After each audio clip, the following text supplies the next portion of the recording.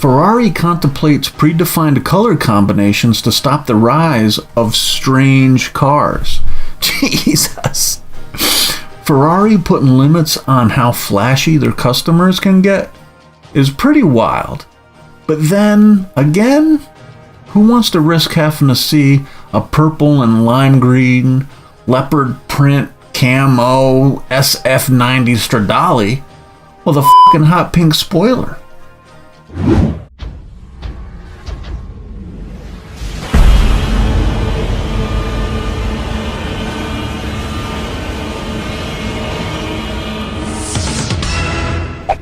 What the f*** is up, Internet?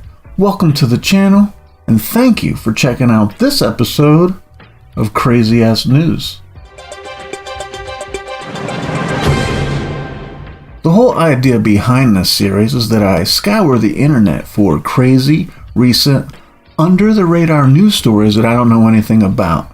Then I pick articles based solely on their headlines and read through them while talking shit the whole time.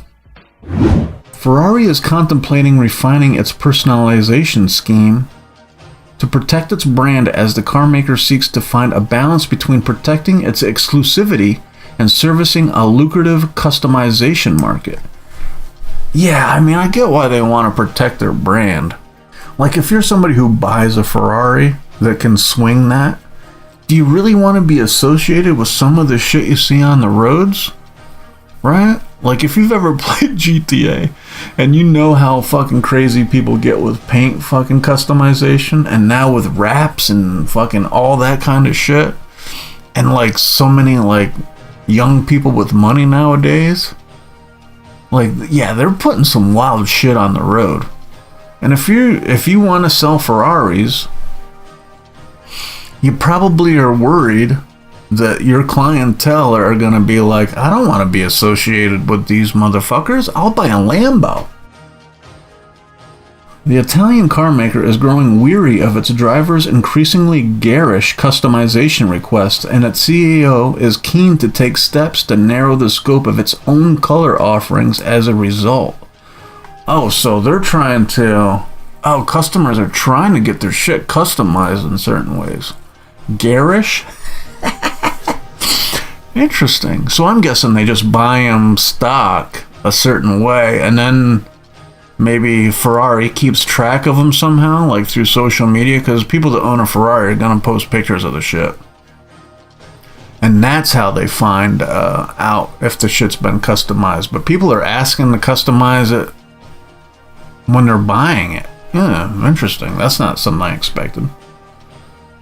Ferrari CEO Benedetto Vigna, I probably butchered that, warned of the prospect of a growing number of strange Ferraris being unleashed on the roads, devaluing the brand.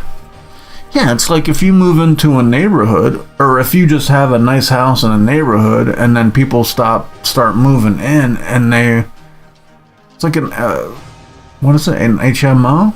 Like, all of us, you gotta have like some kind of control, or the fucking the value goes down.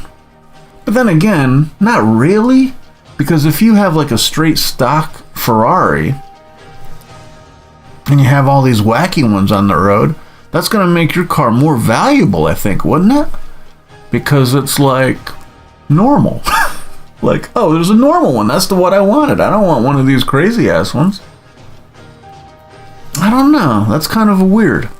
It's a weird decision to make, to tell your customers to limit what your customers can buy because you're concerned about what other customers will feel about that.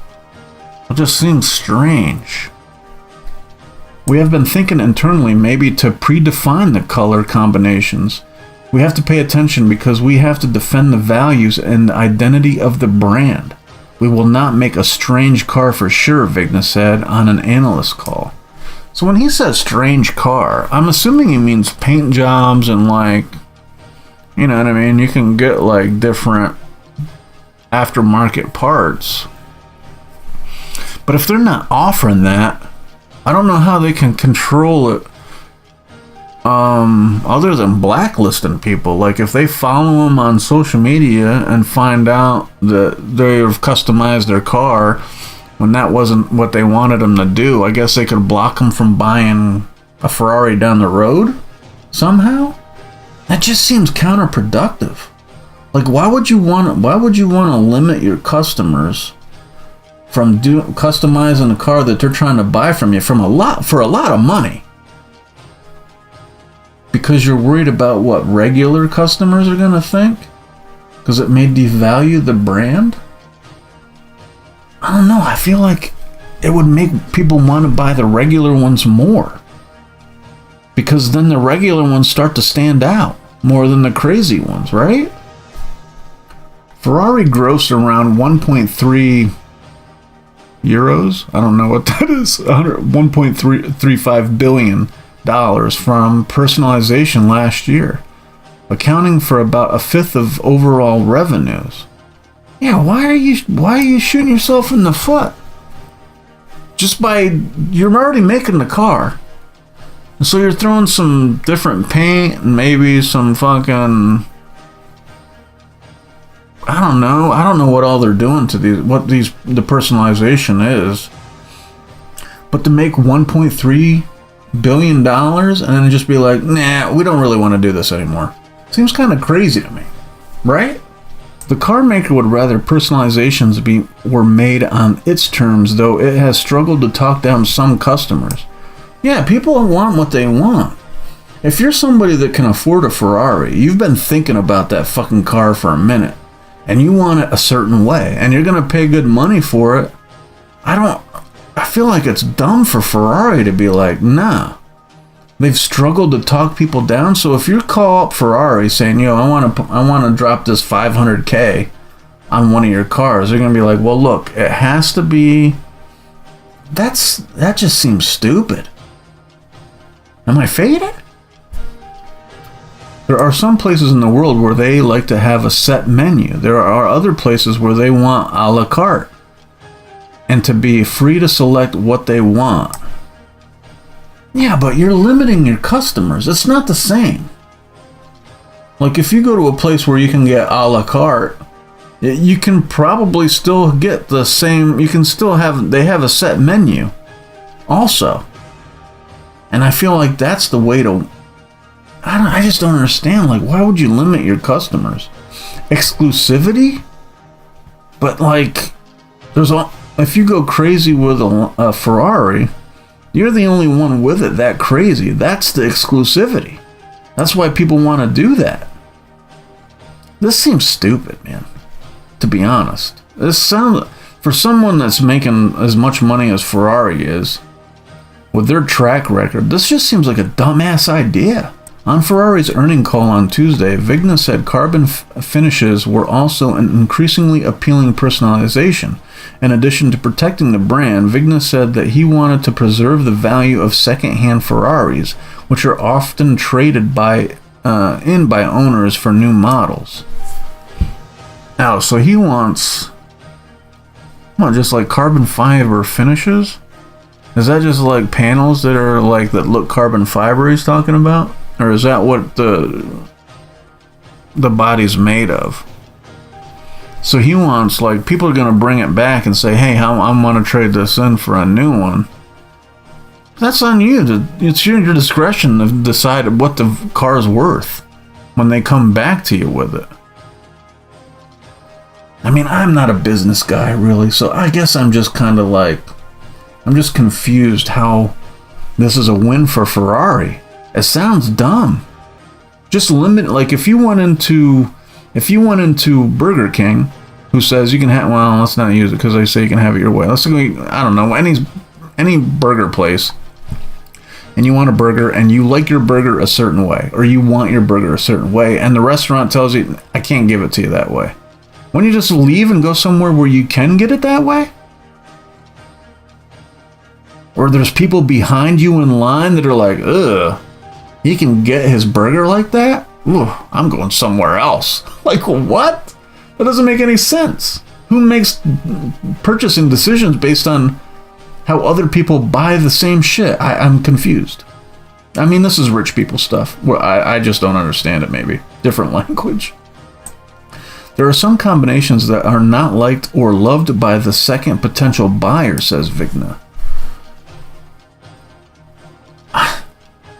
So? Wouldn't that encourage that person to buy like a newer one? Like your regular model? Like, because wouldn't you charge more for the customized one? And so maybe buying is just more economically feasible for someone who wants to buy a Ferrari. They're like, oh, I got to pay an extra 20 grand because this one's got a spoiler that I don't care about or I don't want. Well, I'll just buy the one that doesn't have the spoiler. I don't know. There's too much money trading hands here for me to feel comfortable actually giving an opinion on what these people are doing with their money. I just don't understand it. I really don't. Contrary to earlier reports, a representative of Ferrari denied that the car maker was contemplating blacklisting customers who went too far personalizing their cars. Oh, so they're not going to blacklist you. So somebody said that was a possibility, and they're like, no, that's fake news. We're not going to do that. That makes me feel like there might be a little truth to it. Maybe they were thinking about it, and then they're like, they're taking too much heat. Let's walk that one back. Imagine, dude. Imagine you fucking drop $500K on a Ferrari. You bring that shit home, you're like, man, this thing would look sweet if I did a couple of things to it. You took it to a guy, you had the guy do a couple of things, and then you find out 3 or 4 years down the road when you want to fucking trade that in for a new one that you're blacklisted because you did the couple of things you wanted to your own fucking car. Wow, this shit is bananas. Car makers doubled down on personalization. More than 90% of Ferraris ever made are still on the road. That's good. Well, I mean, people probably don't drive them all that often, so there's not a lot of wear and tear. Plus, if you can afford a Ferrari, you can afford to get it like the maintenance on it. So that makes sense. According to Ferrari's pre-owned director, Andrea, we're going with that. So any customizations not in line with the car maker's vision could leave long-lasting scars. I don't understand. I feel like they're really overthinking this. If you bought a Ferrari and you're driving your Ferrari down the road and you see somebody else driving one with a different color you don't like, are you really feeling some type of way about it? I don't know, man. I just don't know. The Ferrari Approved program involves a detailed inspection and renovation of pre-owned Ferraris before they are sold to a new buyer, including exterior and interior pre-preparations. It sounds like what they're concerned about is that they're going to have to, when a pre-owned car comes in, they're going to have to do a bunch of work to it to make it feasible for just your run-of-the-mill regular Ferrari buyer that would want to buy it. I guess that makes a little more sense. Because now they're putting money into it, right? Like if a Ferrari comes in and it has like fucking a unicorn on the side of it or some shit. Yeah, they're not going to be able to sell that to just Joe Schmo, the Ferrari guy. They're going to have to cover that up. So you're talking about a new paint job. Maybe did something with the engine that just your regular Joe Schmo wouldn't like. But I mean, you can just... Man, I don't know. I guess that makes a little more sense. Other than... So just jack up the price. Right? I mean, just pass it on to the customer. If they want a used Stradale or Stradale, whatever, I don't know what the fucking... I don't know any Ferrari cars other than what? What is it? A Talladega? No, that ain't it. I don't fucking know Ferraris. But if you wanted a certain way, a certain look, a certain year, You're going to pay for it, regardless if you have the prices jacked up a little bit because they had to cover up a unicorn on the side. I don't know. I mean, this is a lot of money we're talking about. Ferrari's reticence, I don't know what that means, to give customers carte blanche to modify their cars as they wish throws up a quandary for a luxury sector that has been on an investment drive to improve its personalization capabilities. So wait, they want to improve the personalization, but at the same time they're going to try to punish people for it? I just don't understand. I don't know, it just doesn't make any sense to me at all. Bentley enjoyed revenues of nearly $3.1 billion, crediting levels of personalization that we've never seen before, as customers spent hundreds of thousands of dollars each modifying their cars. Yeah, so Bentley, I would put Bentley and Ferrari kind of in the same sphere as far as luxury vehicles go. Like, obviously one's a sports car and one's not, but I mean, the same clientele are buying each of the two. And they're like, oh fuck man, 3.1 billion? Yeah, let's do this shit. I'm just curious why Ferrari's feeling some type of way about it. It just seems strange.